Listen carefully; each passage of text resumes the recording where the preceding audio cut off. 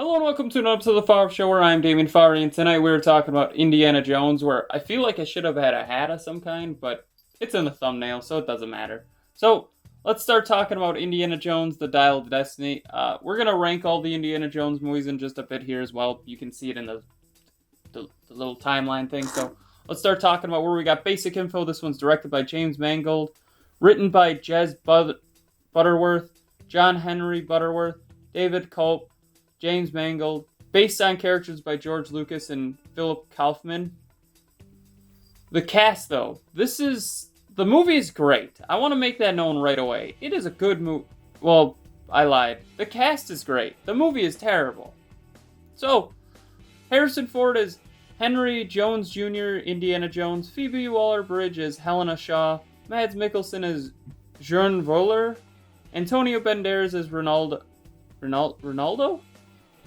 John Rhys Davis as Shull, and Toby Jones as Bastille Shaw. The cast, once again, is good. They're all, I would say, doing their best to make this movie work, but it just doesn't. And I think the reason is the plot. I mean, the plot of this movie isn't great. I mean, the plot idea is all the characters are searching for Archimedes' dial. And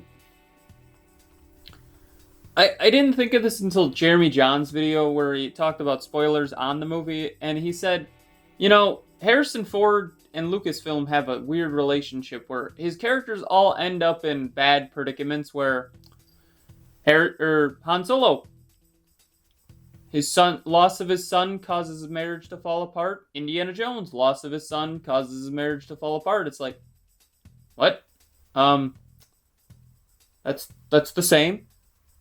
Which I didn't think of until that video, but they're all searching for the Archimedes dial, which can send people back in time to whenever they want to be, which is kind of a cool concept, don't get me wrong, but it's getting more far-fetched than even the last movie about aliens. I mean, the first one was him just trying to get the Ark of the Covenant, which had some mystical elements of killing anybody who looks at it.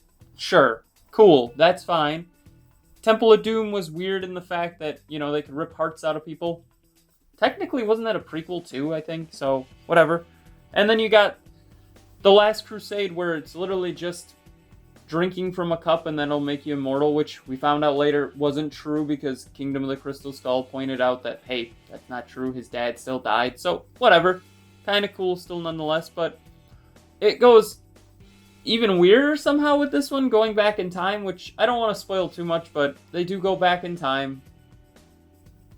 So, let's rank these movies, because that's the biggest thing to note here. We gotta rank them. We got Indiana Jones and the Dial of Destiny. I'd give it an FA. And I know what you're thinking, Damien, it sounded like you hated this movie. It's watchable. Like, I can rewatch this one. Unlike some of the other movies that are Fs, I don't think I'll ever be rewatching.